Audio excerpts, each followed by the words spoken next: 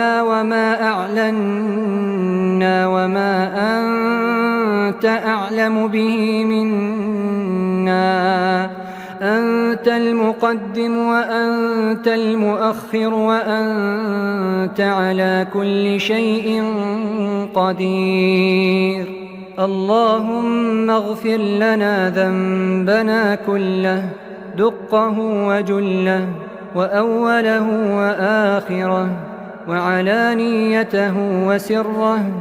اللهم إنا نعوذ بك من غلبة الدين وغلبة العدو وشماتة الأعداء.